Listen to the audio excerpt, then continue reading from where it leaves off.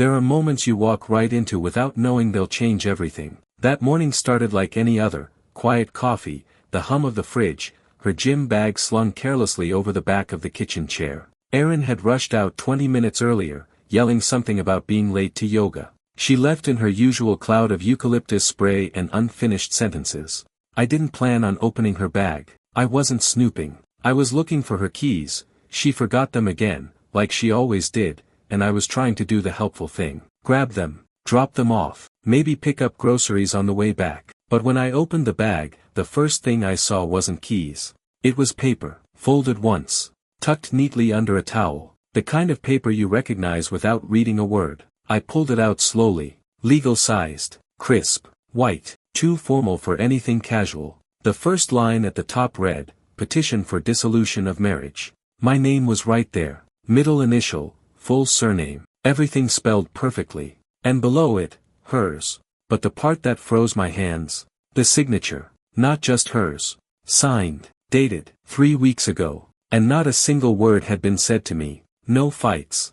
No talks. No warning. She had literally kissed me goodbye this morning. And now I was standing in our kitchen holding a future she already started to write without me. I flipped through the pages. Standard forms. Splitting of assets. No kids involved, no mention of spousal support. But it was page 4 that stopped me cold. Petitioner has already secured alternative residence.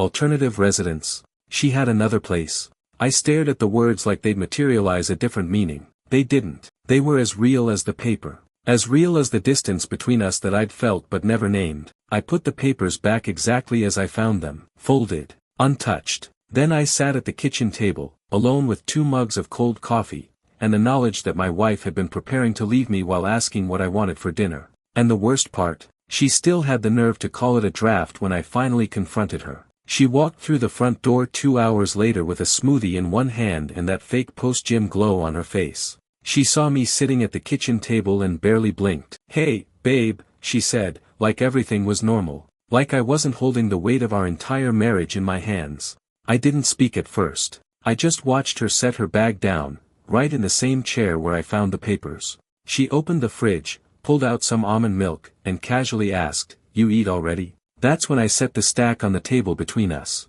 She turned around, eyes catching the heading on the top page. And I watched it hit her. The pause in her breath, the micro-expression she couldn't hide. Still, she tried to play it off. "What's that?" she asked, too casually. "You tell me," I replied, my voice steady. She stepped forward, slowly. "Where'd you find that?" "In your bag. You left it open." "I was looking for your keys. Thought I'd drop them off like I always do." She stared at the papers, her jaw working through a dozen lies that never made it past her lips.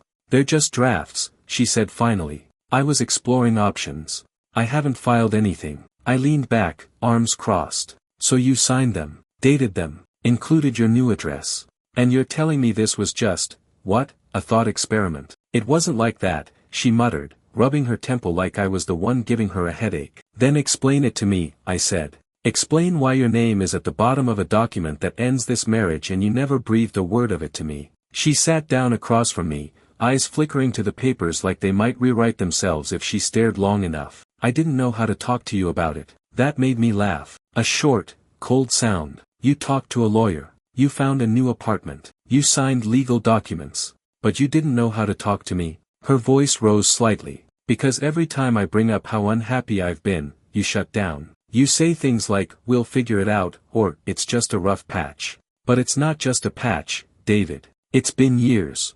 I let that hang in the air. She was right about one thing: I had ignored some of the signs. The late nights. The locked phone. The way our conversations had slowly become logistics and schedules instead of thoughts and feelings. But none of that justified this. "You don't get to be the victim here," I said quietly. "You could have told me you were done. You could have packed a bag and walked out. But you stayed. You stayed and made dinner. Kissed me goodnight. Slept beside me knowing this was sitting in your bag." "I was scared," she whispered. "So was I said. But I didn't run." She looked away then, out the window like it might offer an escape. "I didn't think you'd find them." That was the part that stuck with me. Not that she was sorry. Not that she regretted the lies. Just that I found out. "So what now?" I asked. "Do you want me to sign them?" She didn't answer. "Because I will," I said. Not because I want to, but because I deserve better than being an afterthought in my own marriage. Her eyes finally met mine, and there was something in them I hadn't seen in a long time, fear. Not fear of me, fear of losing the safety net she'd wrapped herself in while secretly cutting the cords. I didn't expect you to say that. I didn't expect you to do this. Silence stretched again, thick and bitter. Then she stood, slowly, picked up the papers, held them to her chest like she could fold them into herself and make them disappear. I need time, she said. You've had 3 weeks, I replied. I need truth. But she couldn't give that to me. And as she walked out of the room without answering, I knew. Whatever happened next wouldn't be about fixing what broke. It would be about surviving what shattered. I didn't follow her when she walked out. I didn't call after her, didn't demand more answers, didn't beg for a conversation that was already 2 years overdue. I just sat there, staring at the empty chair she left behind, and listened to the sound of her car starting outside. That sound, her engine revving, tires crunching over gravel, felt like punctuation. Like a period slammed at the end of a sentence I hadn't even finished reading. I cleaned the kitchen without thinking about it. It's strange what your hands will do when your heart is too stunned to speak. I wiped the counter,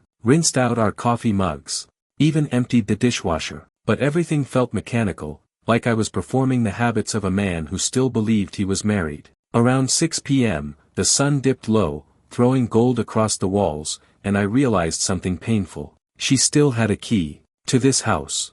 To my life. To the place where I now felt like a guest. I opened my laptop and did what she didn't have the courage to do, looked up divorce attorneys. It felt surreal typing it into the search bar. Divorce lawyer near me. Like admitting defeat. But it wasn't defeat. It was acknowledgement. A quiet truth. The marriage I thought I had never existed. It was a performance I'd been applauding alone. I found a firm with good reviews. Clicked the number. The receptionist answered on the second ring. Hello, this is Brennan and Fields. How can we help? I cleared my throat. Yeah, I need to speak with someone about a divorce. I haven't been served yet, but I found paperwork. My name's already on it. She paused, maybe registering the weight behind my voice.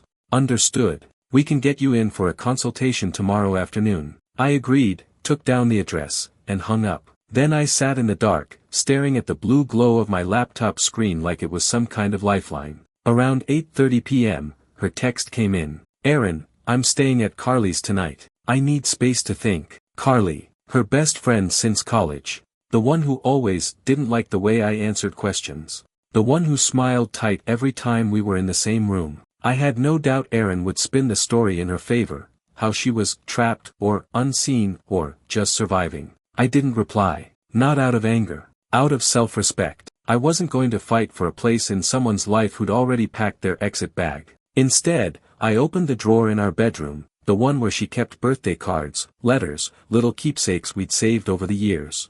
I pulled them out, one by one. A ticket stub from our anniversary dinner. A photo booth strip from a wedding we danced at until our feet hurt. A note she left on my birthday 2 years ago. You are my home. Always. I stared at those words for a long time. Then I folded the note and slid it into a folder marked, before. That night, I didn't sleep in our bed. I grabbed a blanket and slept on the couch. Not because I had to. Because I needed a boundary. A line in the sand. That bed had held too many lies. And I wasn't interested in laying next to ghosts. The next morning, I shaved, wore a clean shirt, walked into Brennan and Fields with my head high and my heart behind glass. The attorney, a woman named Elise, shook my hand firmly. Mid-40s. Sharp eyes. No pity. She read through the documents I'd scanned from Aaron's bag and looked up after a few minutes. She's already signed. That means mentally, she's moved on. She just didn't have the courage to serve you yet. I nodded. I want to respond before she does. We'll file a counter-petition, Elise said. You'll come out cleaner this way. Less reactive, more assertive. You'll be protecting yourself. Good, I said. Because I've spent too long protecting someone who wasn't protecting me. Elise gave a small smile. Then let's take back your story. And right then, I knew. This wasn't the end of a marriage. It was the beginning of me. The papers were filed by noon the next day. Elise moved quickly, methodically. Her team printed, signed, stamped, and processed everything with the kind of efficiency you don't expect when your life is cracking open. I sat in her office watching it all happen, feeling strangely removed, like I was watching a movie I didn't audition for. She slid the final document across the table. You're officially counterfiling. We'll serve her before the weekend. I nodded, signing without hesitation. My hand didn't shake. My breath didn't hitch. It wasn't courage. It was clarity. That evening, I stopped by the house, our house, for what I decided would be the last time alone. The place didn't feel like mine anymore. The air was still too full of her perfume. Her jacket still hung on the hook. Her handwriting still danced on the grocery list taped to the fridge. But this time, I didn't try to avoid the weight. I leaned into it. I walked into our bedroom and pulled out a duffel, filled it with what mattered, my grandfather's watch, a few books, the hoodie I'd had since college, and the photo of my parents on their wedding day. The one I used to keep on my nightstand, because it reminded me that marriage could be something real. Not perfect, just real. Before I zipped the bag, I looked at the bed one last time. The pillows she used to stack just right. The blanket we argued over every winter. The side I always slept on, now empty not just with her absence, but with mine too. I walked through each room and took mental snapshots. Not for nostalgia, for closure. I didn't want to return later looking for ghosts. I wanted to know, in my bones, that I'd been there when it ended. At the front door, I left my key on the table. No note, no drama. Just one simple truth: if she wanted to be the one who ended it, she could finish the act alone. I stayed with a friend that night, Nate. He and I hadn't talked much over the past year. I pulled away during the rough patch, thinking I had to work it out privately, thinking protecting Aaron meant keeping our troubles between us. But Nate, he welcomed me in like no time had passed. "Guest room's yours," he said. "Whiskey's in the cabinet." I'm not asking questions. That's the kind of friend every man needs when the world folds in. Over drinks, I finally talked. I told him about the papers. The silence. The apartment she didn't tell me about. I told him how I found it all, not in some heated argument, not through a confession, but in a moment so casual, it could have passed as forgettable. He didn't interrupt, didn't pity me, just sat there, nodding slowly, listening. After a while, he said, "You ever notice how people don't fall out of love? They walk out, quietly, step by step. By the time you realize they're gone, they've already crossed the street." That hit hard, because he was right. She hadn't left in one big explosion. She slipped out in pieces. Late texts, excuses about work, sudden changes in her routine, and worst of all, she stopped asking about mine. That's when I knew she'd already gone. The next morning, Elise called. "She's been served." I didn't ask how it went, didn't need to know if she was angry or shocked. All I cared about was this: she didn't get to be the only one holding the pen anymore. Now I was writing my half of the ending, not out of spite, out of balance. And when it was all over, I'd be standing on a clean slate, with both feet planted, and nothing left to hide behind. She showed up 2 days later. It was early evening, sky dimming, the world caught in that gray space between day and night. I'd just gotten back from the gym, tired in a good way, the kind that lets you feel your body instead of your thoughts. I heard the knock and knew it was her. There's a weight behind a knock like that, soft, uneven, like guilt trying to dress up as decency. I opened the door slowly, and there she stood. No makeup, hair tied back, wearing one of those oversized sweaters she always said made her feel cozy and invisible. Ironic, considering the last few weeks. "Can we talk?" she asked. I stepped aside, didn't speak. She walked in like it still belonged to her. Looked around Nate's living room with curious eyes, like she was studying the new world I'd found without her. A couch that wasn't ours. Walls that didn't echo her footsteps. "This is nice," she said, like that mattered. I crossed my arms. "Why are you here, Aaron?" She looked down at her hands, fingers knotted together. "I got the papers." "I know. I didn't think you'd respond that fast." "You thought I'd wait?" I asked. "You thought I'd sit quietly while you rewrote our story in the dark?" Her shoulders sagged. "No. I didn't expect it to feel like this." "Like what?" "Like it's really ending." I didn't answer right away, just watched her wrestle the weight of her own decisions. "I was scared," she said. "I didn't want to hurt you." I almost laughed. "You didn't want to hurt me. Aaron, you planned it. You hired a lawyer. You signed the papers. You found a new place. You drew the map to our ending, and the only thing you forgot was to tell me I wasn't coming." She blinked fast. "It wasn't personal." That stopped me cold. I stepped forward, voice low. "You ended our marriage without me, and that's not personal." She shook her head quickly. I meant I wasn't doing it to punish you. I was just trying to survive. You stopped seeing me. You were always tired, distant, and you didn't think maybe I was tired because I was carrying both of us." I said. That maybe I was distant because I was showing up for someone who had already walked away. She looked away. Because there's no comeback for the truth. I didn't come to fight, she whispered. I just wanted to say I'm sorry. I nodded. Slowly. Okay. She looked back at me, confused. That's it? Yeah, I said. That's it. You're not going to yell.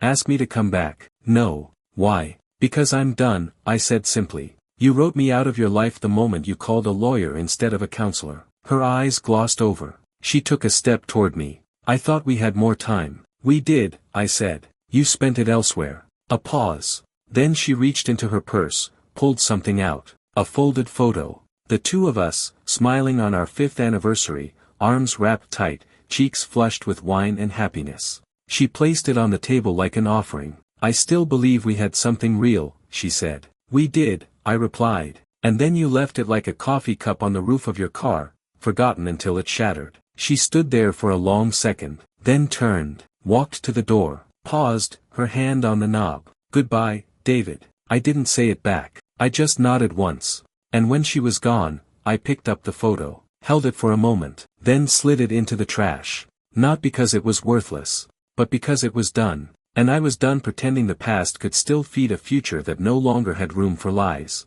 After Aaron left, the silence in Nate's place was different. It wasn't tense. It wasn't sad. It was settled. The kind of quiet that comes after you've finally said what needed to be said, when there's nothing left to debate, nothing left to hold on to. I didn't touch the trash can that night. The photo sat on top, folded neatly, like it wanted one last plea for survival. But I didn't reach for it. I let it stay there, like a chapter you've read too many times and finally realize you'll never rewrite. The next morning, I made coffee and walked the neighborhood alone. Nate had left early for work, left a note on the counter. Proud of you. Don't text back. You're not a Hallmark character. That made me laugh. Nate always had a way of cutting through the drama without dulling the truth. The sun was out, bright in that early spring kind of way. Still cold, but hinting at warmth if you waited long enough. I passed couples walking dogs, joggers with headphones, kids waiting at the bus stop. Life didn't slow down just because mine had changed. And that was oddly comforting.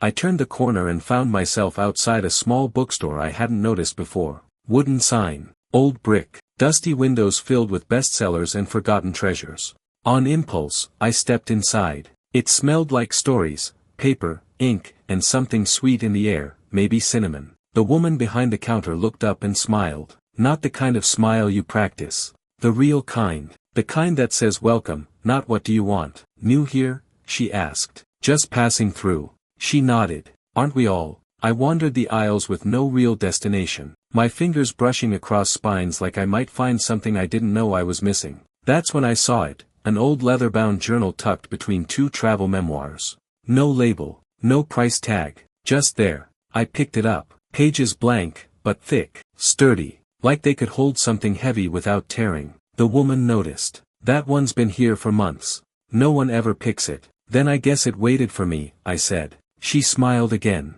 Maybe it did. I bought it. No questions. No small talk. Just the journal, a pen, and the feeling that I was starting something mine. Back at Nate's, I opened to the first page and let the ink spill out. She left without telling me. I stayed longer than I should have. But somewhere in the silence, I found the version of myself she never wanted to know. The man who doesn't beg, doesn't break, and doesn't build from borrowed blueprints anymore. I wrote until my hand cramped. It didn't fix everything, but it claimed it. And sometimes, that's more important than healing. That night, Nate came home with 2 burgers and a 6-pack. Let's celebrate, he said, cracking one open. Celebrate what? That you didn't let her make you small. We ate in silence for a bit, then he added, you know what I realized? Most people don't leave marriages because they're miserable. They leave because they think the next chapter will be easier. I nodded slowly. She said I stopped seeing her. He looked at me, deadpan. That's because she stopped showing up. I let that land, let it settle.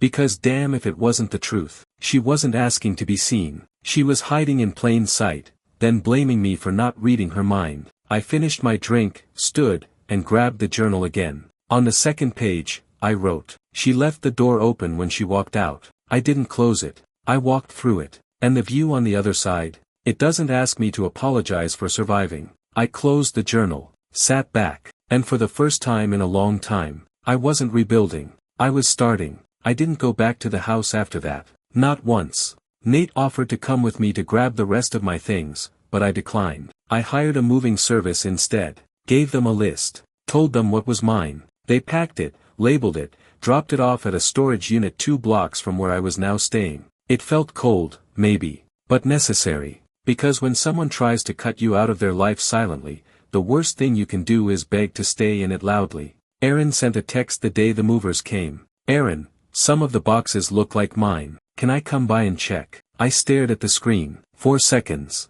Then 10. Then I deleted the message without responding. Because I wasn't her assistant. I wasn't her fallback. I wasn't her husband anymore, not really. A week passed. Work stayed steady. Nate kept things light. Claire, the woman from the bookstore, waved at me every time I passed, sometimes leaving me small notes tucked inside the spines of the books I browsed but didn't buy. One note said, "Healing isn't loud. Sometimes it's just showing up for yourself every day until it doesn't feel like work anymore." Another said, "You're allowed to outgrow the version of love that didn't love you back." I started writing back, not in letters, just in the journal, filling pages with versions of myself I'd kept locked away under the floorboards of a marriage that hadn't fit me for years. That's the part no one tells you. Sometimes you stay because you want it to work. Sometimes you stay because you need it to work. And sometimes, you stay because you don't know who you are without the broken version of it. But now, I knew. I was the guy who filed his own papers when he was supposed to be the one served. The guy who didn't throw her things out the window, didn't scream into voicemail, didn't leave a trail of bitterness in the name of closure. I chose quiet. I chose clean. One evening, I walked into the bookstore near closing time. Claire looked up. "Thought you were a daylight-only customer." "I'm evolving." She grinned. "You looking for anything specific?" "Maybe," I said. "You got anything that ends well?" She tilted her head. "What kind of ending?" "Not perfect, just honest." She thought for a second, walked over to a corner shelf, and pulled out a thin paperback. Handed it to me without a word. The cover was worn. No title on the spine. "Read the last line," she said. I flipped to the end. He didn't get everything back, but he found what mattered. Himself. I looked up at her. She shrugged. "That count as honest?" I bought the book. That night, I wrote. She thought the story was hers to end, but I wrote the last chapter. And it wasn't about her. It was about a man who walked away from silence. And found his voice waiting in the mirror. I closed the journal, set it on the windowsill, and leaned back on the couch. There was no music, no TV, no distraction, just me. And for once, that was enough. The official court date came faster than I expected. 1 month from the day I found the papers in her bag. It felt like a countdown to something more final than a funeral, because at least with death, there's a sense of natural closure. This wasn't death. It was disconnection, signed and sealed. I arrived early, dressed simple, dark suit, no tie. The courtroom was colder than it needed to be, white walls, long wooden benches, a silence broken only by the occasional cough or shuffle of legal pads. Elise sat next to me, calm and unreadable, as always. Aaron walked in 5 minutes late, hair down, face done just enough to look composed but not too put together. I didn't stand, didn't smile, just watched her take her seat on the other side of the aisle, next to a different lawyer than the one who drafted the original petition. Interesting. She glanced at me once. Quick, like checking if I was real or still just the man in the margins of a life she thought she'd edited cleanly. The judge entered, called the docket, and things moved faster than I'd imagined they would. Paperwork was in order. No disputes over property anymore. No shared accounts. No children. Just a few signatures and the unmaking of a home. Then the judge said something that hit like a freight train. "Is there any party who wishes to make a statement before this proceeding is finalized?" I didn't plan on saying anything, but I stood. Elise looked up at me, surprised. Aaron froze, her shoulders stiffening. I stepped forward. Not for drama. Not for applause. Just for the record. "For the court," I said, my voice steady, "I'd like it noted that I was not served these documents. I discovered them by accident. I had no idea this marriage was ending until it already had." The petitioner signed, dated, and made arrangements for a new life before informing me of any intentions. I accepted that. I filed my response with clarity and without retaliation. I am not contesting the divorce. I am, however, choosing to make a note of how I was written out of something I helped build. The judge nodded. So noted. I returned to my seat. Aaron didn't say a word. No rebuttal. No emotion. Just a flicker in her eyes, like she hadn't expected me to speak at all. When it ended, the gavel hit like thunder in a vacuum. Quiet, but absolute. Marriage dissolved. Case closed. I walked out first. Didn't wait for her. Didn't look back. Outside, the sun was blinding. I blinked against it, stepping into a world that didn't have my last name attached to hers anymore. Elise followed me out. That was bold, she said. It was honest. She smiled. You're done. No, I replied, I'm free. That afternoon, I bought myself something small, a watch. Not expensive, but clean, simple. The kind you wear when you stop checking the time waiting for someone to come home. When I got back to the apartment, I sat on the couch, poured a glass of whiskey, and opened the journal. I didn't start on a new page. I flipped back to the first one. Read my own words again. She left without telling me. I stayed longer than I should have. Then, I added. But I left with dignity. And that weighs more than regret. The pages were filling up now. Not with pain, not with rage, but with me. And when I looked around the room that night, at the shelves I built, the photos I'd chosen, the silence I'd earned, I realized something rare. I wasn't waiting for a new story. I was already in it. And I wasn't afraid of the blank pages ahead. Because this time, the pen was only in my hand. It's a strange kind of quiet, the one that settles in after something ends. Not chaotic like heartbreak, not sharp like betrayal. Just, still. It was the first weekend after the divorce, and I didn't have anything to do, nowhere to be. No birthday dinners. No couples brunches. No meaningless errands disguised as together time. I woke up without an alarm. Cooked real breakfast, eggs, bacon, toast with butter, not avocado. I sat at the table with no phone in my hand and no one asking me what our plans were. And that's when it hit me. I hadn't really had a weekend to myself in over 5 years. Even in the good years, we filled every hour with motion. Grocery lists, cleaning, social visits, date nights with rules attached. But this was unstructured, unclaimed, and it felt like breathing for the first time in a long time. Around noon, I walked back to the bookstore. Claire was there, of course, sipping from her chipped blue mug, glasses perched on her head, flipping through some worn-out novel like she hadn't read it a dozen times before. You look different, she said when I walked in. Finalized, I replied. She smiled. Freedom looks good on you. I wandered the aisles again, not really looking for anything. It was just habit now. Safe space.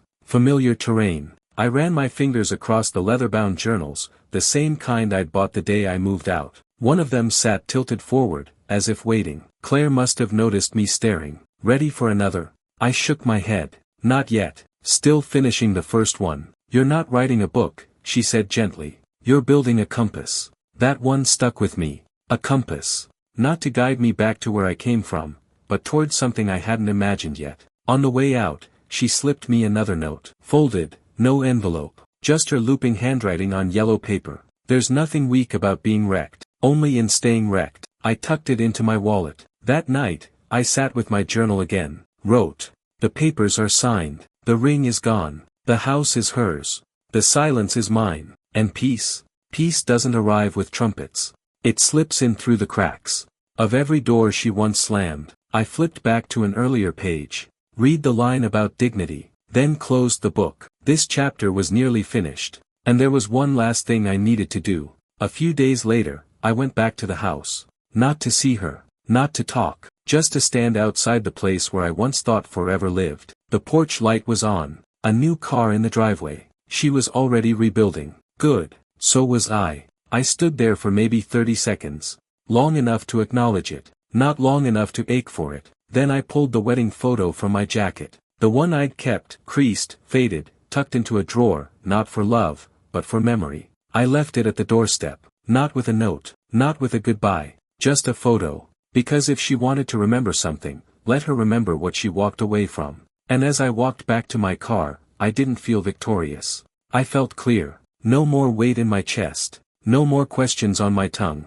Just the open road. And a man who finally knew the difference between being left and choosing to leave. 1 month after the divorce was finalized, I started waking up without the weight. Not all at once. It wasn't like a light switch. More like a slow dissolving, guilt fading into neutrality, silence transforming into clarity. I didn't talk about Erin anymore. Not because I was avoiding her memory, but because it didn't hurt to remember. And when pain no longer dictates the terms of your story, you realize healing isn't just surviving, it's rewriting. That Sunday, I went back to the bookstore. Claire was behind the register, barefoot this time, sipping lemon tea and humming some Fleetwood Mac song I couldn't name but somehow still knew. She looked up, smiled the way she always did, like she saw me, not the version I was recovering from. "You finished it?" she asked. I reached into my bag and handed her the journal. Worn edges. Full pages. A life dismantled and reassembled in ink. She opened it randomly, read a few lines, then closed it with a nod. "Felt like it," she said. "Felt like what?" "Like you walked in lighter today." I didn't need to answer. I think she knew. She slid a new journal across the counter. Same leather binding. Blank. Waiting. "No strings attached," she said. "But if you're ready to write something new." I took it. Held it in both hands for a moment like it might weigh different now. Because it did. That night, I didn't write in it. I just opened it and stared at the first page. Clean. Pure. No story yet. No scars to hide inside. Just possibility. I set it on the windowsill, poured myself a drink, and sat by the glass watching the city exhale under the stars. My phone buzzed once. Unknown number. No message. I didn't check it. Whatever it was, whoever it was, it didn't belong here. Not anymore. The next day, I cleared out the storage unit. Brought only what mattered back to the apartment. My dad's old vinyl collection, a painting I'd found in a thrift store when I first moved out, and one framed photo of me, solo, smiling, caught off guard in the sun. That photo didn't come from Aaron's camera. It came from a stranger's lens at a street fair. Nate had found it later and bought it for me. "You looked like yourself," he'd said. I hung it above the desk. Let it anchor the room. Then I grabbed a pen, opened the new journal, and finally wrote. This isn't about her. This isn't even about loss. It's about the man who walked out of a quiet courtroom, and into a life that didn't ask him to shrink. It's about dignity, and quiet, and a coffee shop woman who saw through my bruises, without trying to fix them. It's about becoming again, not as a reaction, as a choice. I set the pen down, closed the journal, looked around my space, simple, honest, whole. I wasn't waiting to heal anymore. I wasn't proving anything. I wasn't angry. I was free, not because she let me go, because I stopped holding on. And the man I am now, he's not trying to recover the past. He's walking into the future with both eyes open.